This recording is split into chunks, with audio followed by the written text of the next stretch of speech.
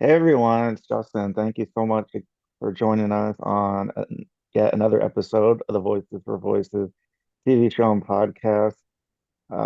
We have an exciting guest, which you saw the first part of our conversation with Karla Solomon, which was episode number 313. This episode is number 314. And we just want to thank everybody who has been with us from the beginning, or if this is your first time joining us, we obviously encourage you to at least look at episode 313 so you can catch all of our conversation with Karla.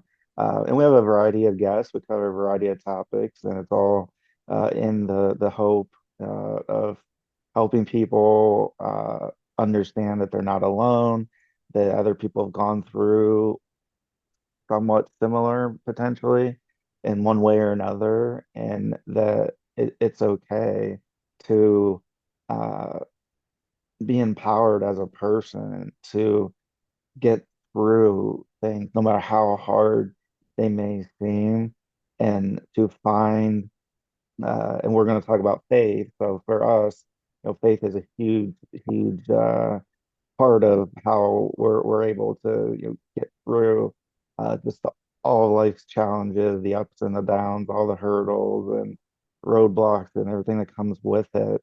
Uh, so yeah, thank you for joining us, and again, thanks to Karla Solomon for coming back for another episode. Thank you so much. Thank you for having me again. You're welcome.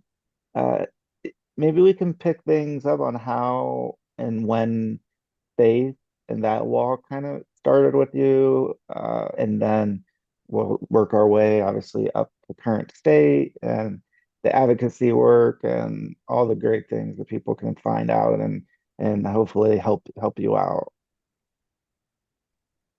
So, something I didn't share in the first episode is how I was actually recovered by my trafficker Mm, as an adult. I was in a hotel in Texas and I was fumbling through all my stuff. Now, at this point, I had broken ribs all the way on the left side of my body because my mm, trafficker physically abused me a lot. I actually got my ribs broken one day because I shut a door without his permission. So he punched me as hard as he could in my chest in in Texas, and he refused me any kind of medical treatment. So something that I used to do during this time was sit in a hot scalding bathtub to try and soothe my body. And he had already taken everything from me, including my wedding ring at this point. And even before this, I had escaped and I ran. And during the time of me trying to get away, I had actually reached out to my husband and told him everything that was going on, where I was at, who I was with, everything. And my husband, as I was getting these messages from him, my trafficker or my pimp was actually sending me messages telling me that if I didn't come back, that he was going to take my daughter, who was 5 years old at the time, and he was going to do the same thing to her. mm, So I went back and my quota went from $1,500 a day to $2,500 a day. And he would intentionally put things on the back page ad that I was not okay with. And I was not allowed to refuse any of those services. So I was sitting in this bathtub, and like I said, he had taken everything of value from me, including my wedding ring, all my jewelry, everything that was anything of value.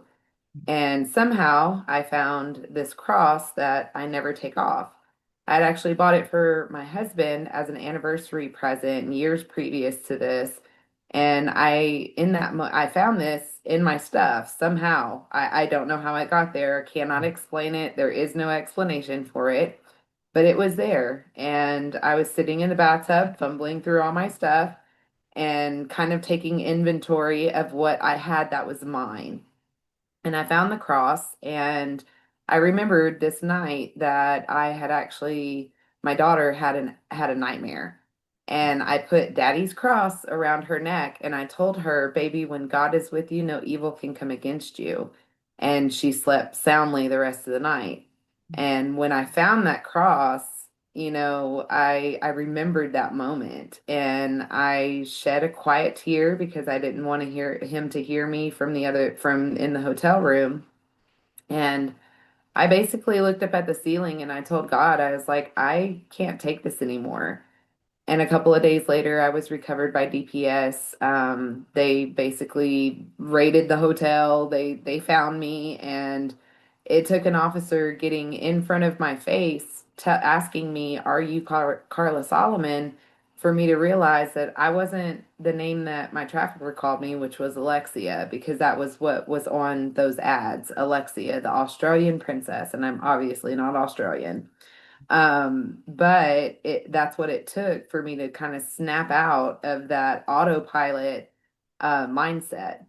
And obviously, the law enforcement knew something else was going on. I kept complaining about how bad my ribs hurt, so they took me to the hospital. And I was eventually reconnected with reunited with my family, with my husband and my kids. And that was kind of where my faith journey started. But to be honest with you, the healing journey afterwards was harder than what I survived. I had trauma bond, which many people know as Stockholm syndrome, and there was a lot of disturbing, things that go along with that. Probably too long to really talk about it on here, but um, I actually got to a place where I felt like after hiding in my house for 7 months, I got to a place where I felt like my only way out was suicide. So I tell a lot of people October 4th of 2018 or 2017, I'm sorry, was whenever I kind of threw in the towel and God threw to my face and said, "No, you've got some work to do." And during this attempt of suicide, I had taken a bottle of pills and I was literally looking at the phone, waiting to see how long it was going to take for me to just fall asleep and not wake up. And during that time, a really good friend of mine, and she'll even tell you, she basically was in her kitchen and something in her spirit told her, "You need to call Karla now." And so she stopped everything that she was doing and she called me. And if I recall correctly, she basically asked me, "What's going on? What did you do?" And I broke down and I told her everything. Up until that point, she didn't know exactly what I had been through. She knew I was very traumatized. She knew I wouldn't leave my house. She would always come in and see me. She even helped my kids one year with school clothes and shoes and things because I wouldn't work and it was just my husband working. So a lot of people, whenever you are on the phone with someone and someone just tells you, like, "I just swallowed a whole bunch of pills, I don't want to live anymore," they would call 911 and they would, have your stomach pumped and rush to the hospital, all the things. But that wasn't her response. Her response was her going into prayer over me and my life, and not just those little quiet closet prayers that many make. She went to war for me. And I don't want to cry. I've shared this so many times, but this is always the part that makes me emotional. No worries. It's She she went to war for me, and I found myself on my bedroom floor crying puddles into the carpet, and I rededicated my life to God that day. And I left the house for the very first time the next day, and I was asked to share at a local university here where I live because they were having a human trafficking awareness event. And that was the first time that I had actually shared my story. I probably trauma dumped on the entire audience and it was very emotional, but I got through it. And through that, it really kind of showed me that not only do I have a voice, but a voice that people will listen, a voice that people will support me and help me get through, what I've been through. So, that was kind of my meeting Jesus moment. And together we had started a ministry. We were the first nonprofit in the state of Texas that was recognized by the Department of Justice to be a state approved program for survivors, specifically those who have criminal charges and need treatment rather than punishment. So we started that. It's still going because of the recent flooding here in Kerrville. It's been tough because one of our homes was completely damaged. I don't work with them full time anymore. I had to leave last year because of a lot of health problems. I literally piled my plate so full that I didn't have time for God anymore. And I had to step back from literally everything that I was doing for me to get back to a place that I was okay emotionally, spiritually, mentally, emotionally, and even physically. Because it's hard for a survivor to step into a space where they're then advocating for others. So today I'm the founder of my website, which I call NLC, which stands for No Longer Captive. I help women, specifically those that are in crisis or emergency situations who are trying to leave their trafficking situation. So a lot of all the funds that are donated to my website go directly to survivors to help them sustain themselves so that they don't have to entertain the thought that going back to that trafficker, to that lifestyle is their only option of survival.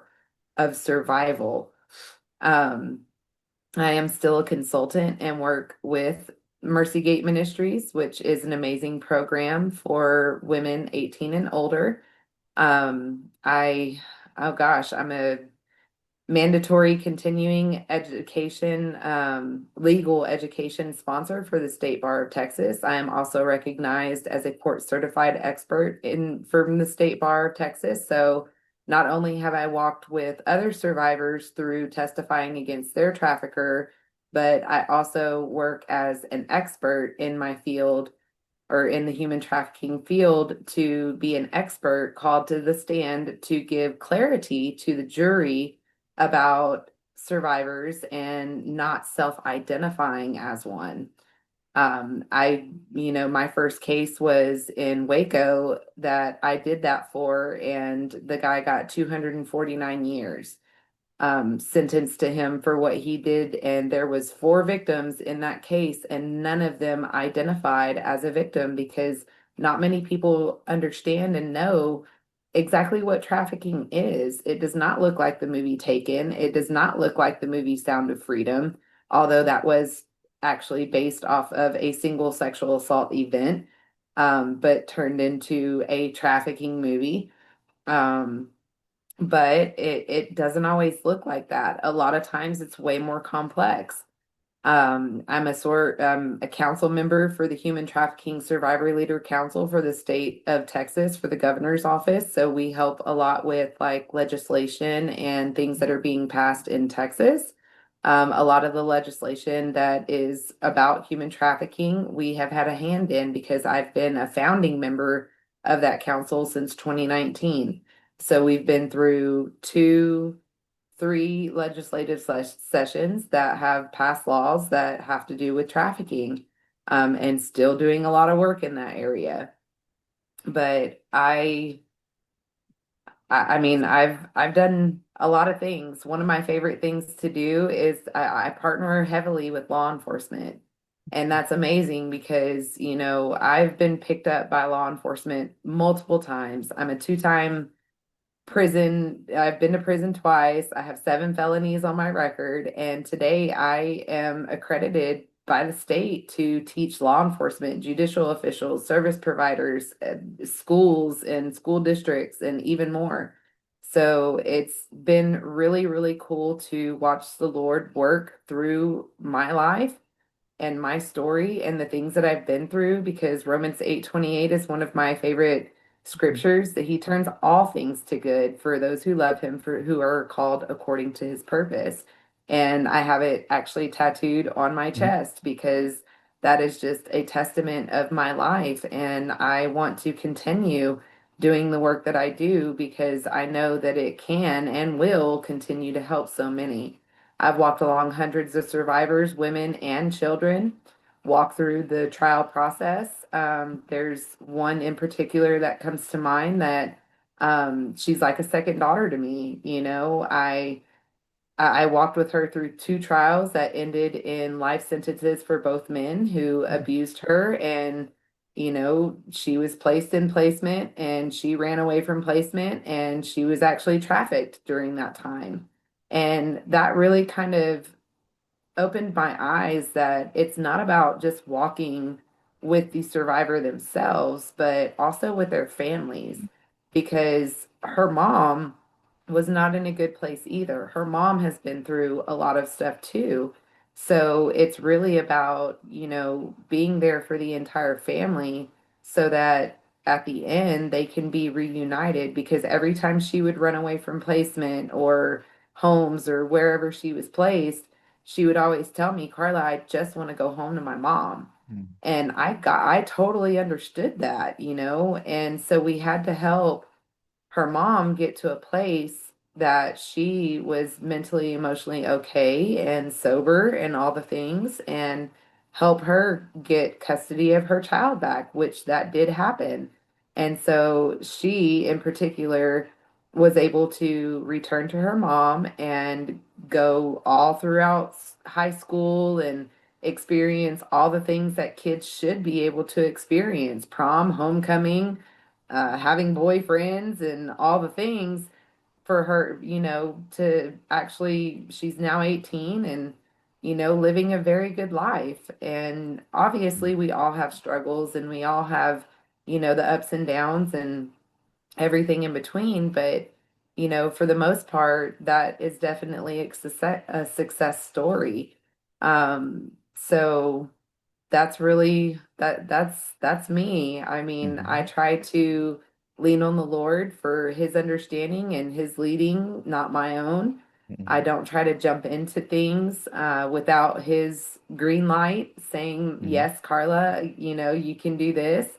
And just like before we got on the first podcast, or recording of Mhm. this, that was one of my main questions is, Mhm. can I talk about God? Because if I can't talk about Jesus and what he's done in and through my life, then it's not for me. Yeah. I've walked away from many documentaries and many other opportunities that would have been really, really cool, but they wanted me to leave God out of the story, which I just cannot do. I have to stand firm on that, and I will continue to stand firm on that because he is my everything, and I would not be here without him.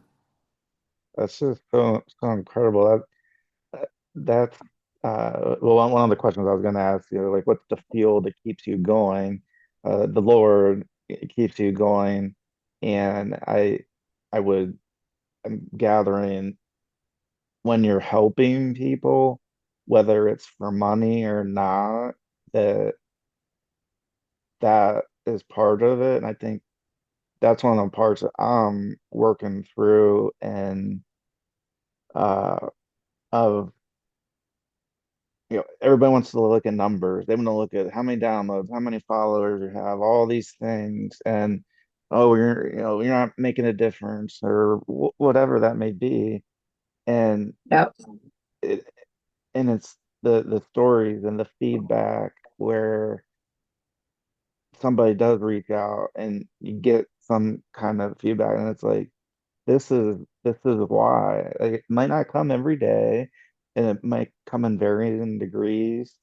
Uh, but those are the things where I look at what I could be doing, or what I'm being asked to do something in a different field, or something different for me, because of I haven't been trafficked, but with my mental health, the depression, anxiety, OCD, all those things, um, it I live it every day, just like you live yours every day, and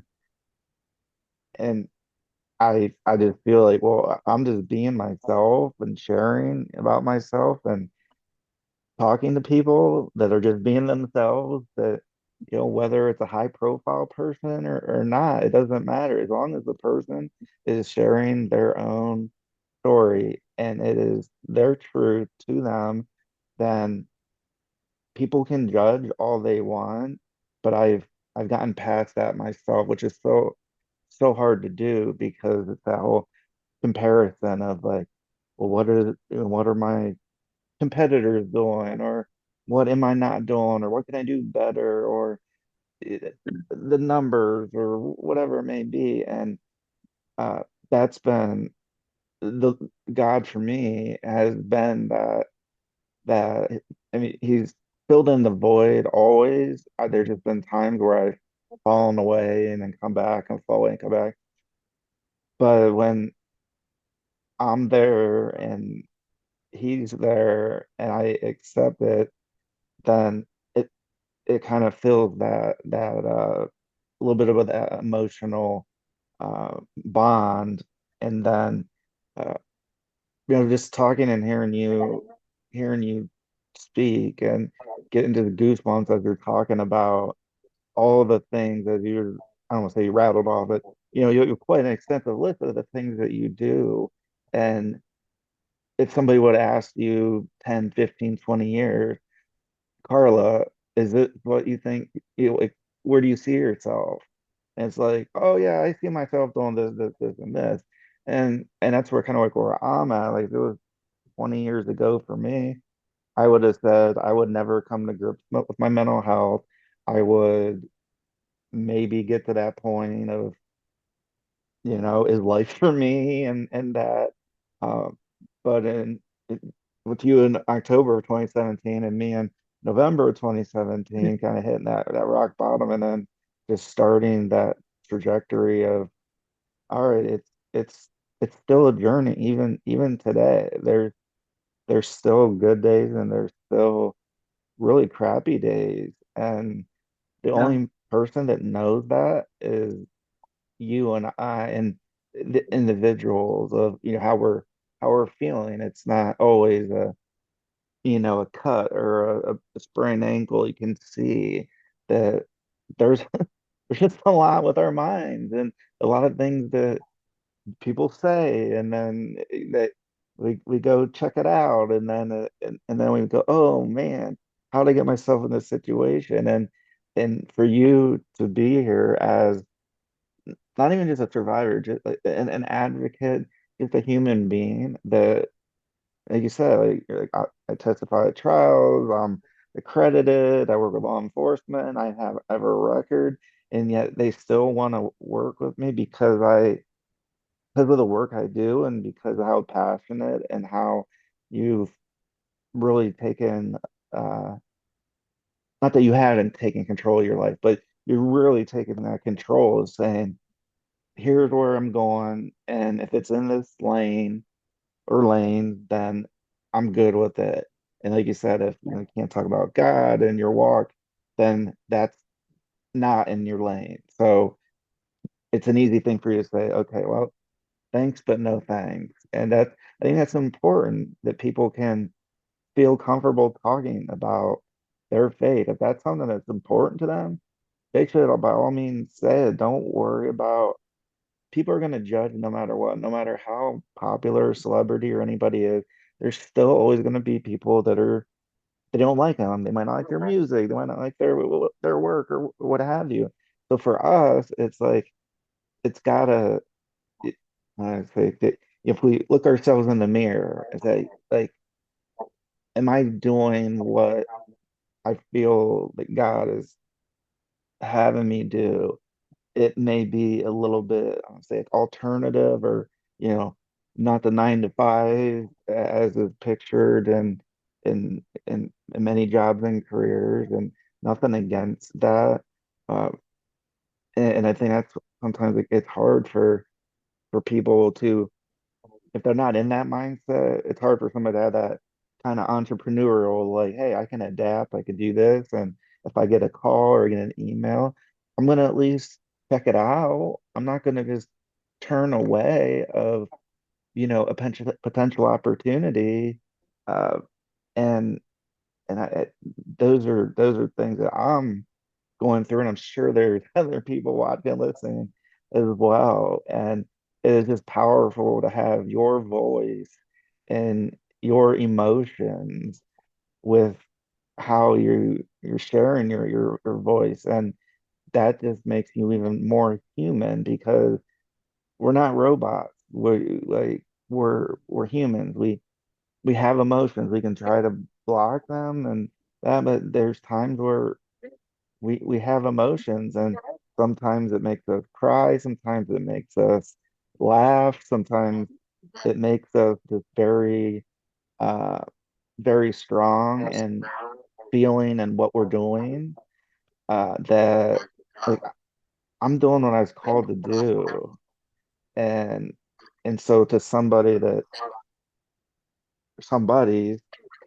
it can be like, oh my gosh, you're trying to be this, savior for everybody. And that's not the case. That you're doing one person at a time. I'm doing one show at a time, one guest at a time, one story at a time. And for somebody to say, oh, sorry, uh, this person's dangerous because they have a record, or if they don't have a record, or because their trafficker is still looking for them, or like, I get it, but I also get the fact that this is important work, and if we just let things go, then there's more people that could potentially be harmed. And even though we might not have that number that says, oh, we've helped 50,000 or whatever the number is. And that's the hard thing because people are like looking for numbers, they're looking at a paycheck, an hourly wage, how many views, how many clicks, how many followers, and then saying, oh, well, this person only has this many followers, so they couldn't, be part of something that's bigger than them. And I think it's just important for again our viewers and listeners just to, I mean, take stock of where you're at and what your calling is, and it's not going to be the same as it may be the same as ours, it might not be, it might be a little bit, might not be, but don't feel ashamed when you find yourself doing something that not only feels like you're advancing your career, but it's also uh, advancing kind of your emotional healing and sharing and that cathartic experience, like journaling and with those types of things that do, but for me that help. I don't do them enough, but when I do them, I'm like, why don't I do this like once a day? But at least I have some coping mechanisms so I can at least Yeah. try before I get to that like that the For darkest me, place. yeah, for me, excuse me, self-care is paramount. If that means, going to therapy or doing something special for myself. It could be simple things, it could be sometimes expensive things. Mhm. I'm a big fan of hypothermic infrared pod heat therapy, which is extremely good for your body, but also good because you get that 30 to 45 minutes of just really, really sitting in the heat, but also because I love the heat, obviously. Mhm. But it really gives you that reset time, right? Reading my Bible, journaling, writing is something huge. Like I wrote a book, I wrote a devotional for survivors for healing. It's a 37-day devotional and it's also on my website. You can find it on Amazon also. It's called Unchained. But something I wanted to also share is that Please. today I even get to share and teach DPS alongside the same investigator, now lieutenant, that built a case against my trafficker. So those moments are just amazing because he's seen me at my most broken, and he now trusts me to teach new agents coming into, the public safety area, being troopers and, working human trafficking cases and things like that. And I get to teach right alongside of him. Oh, And the other thing that I just kind of wanted to leave you guys with is that yes. I am extremely proud of the woman that I have become today because I am now a woman that would have protected me as a child. Oh my gosh. That is such a fitting way to close out. And oh my gosh, so so powerful. When kind of reached out and we were talking about times and dates and trying to get everything lined up. I I was I was just floored like when we were able to settle on one and then now it's happening. It's um because you're also a positive spirit too, that it's not just, well, here's my story and here's the things I've done, but you're you just have that positive spirit of, hey, I want to help people. Like as basic as whatever that sounds, I want to help people. And I'm kind of in the same boat of it in a little different area, but still connects to the human trafficking. I just want to help people if it's through a situation like that, if it's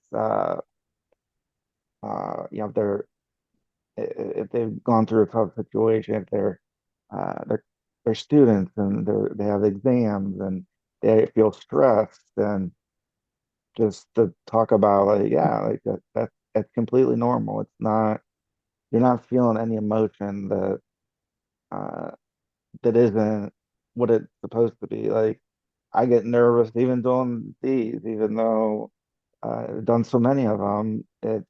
Uh it I just do, and I think it's because that's just what I think part of what I'm meant to do. And I uh I was lucky to be able to meet an individual. His name's Tyrus. He's a former wrestler. He was on the Gutfeld show on Fox and that, and so I was able to have him on the show, and he was just talking about the just basic human things of feelings and emotions and uh, being a dad, and which I have a lot of work to do. I think we all do.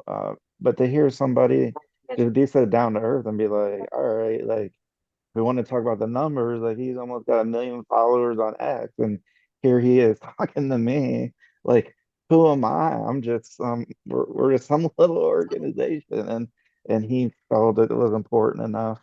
And it's so cool because he does comedy, and he's coming near our area, and they uh they sent 2 complimentary free tickets and backstage passes, and like they're just like, yeah, like, thanks for having him on your show. And uh it was just like something. And you look at, what those would cost. And I'm just like, I literally just want to shake his hand and say, hey, thanks for, what you're doing, that you're helping us as an organization.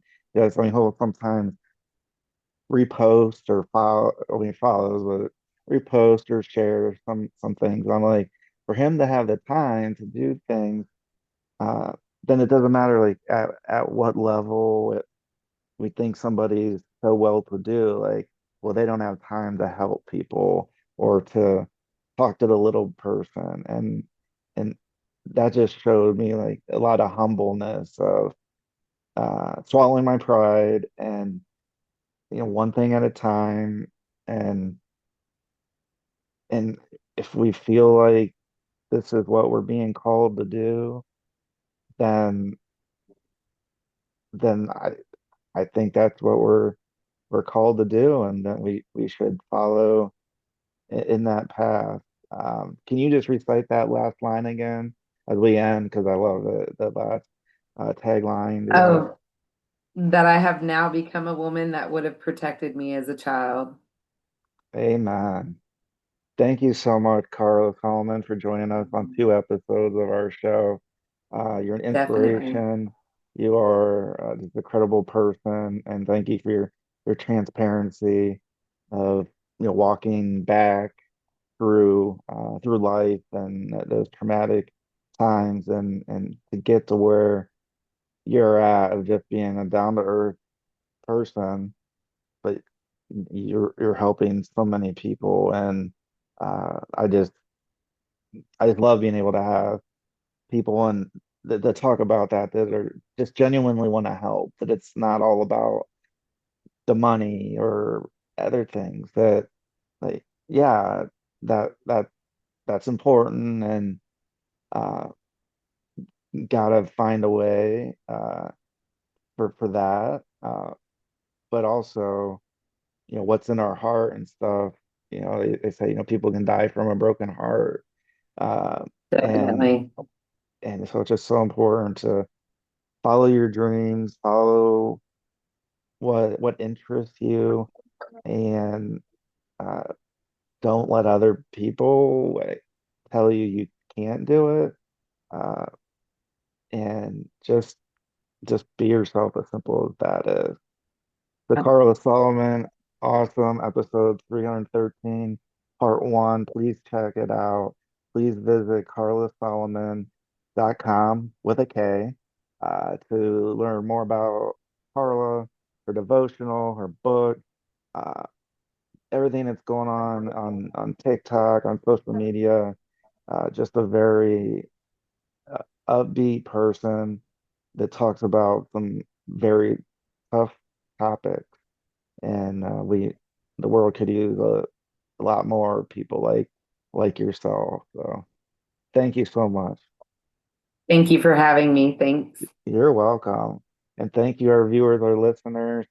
Again, please check out episode 313, part one of our conversation with Karla Solomon.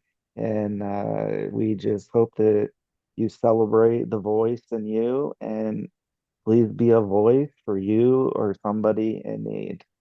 Bye bye. We'll see you later next time.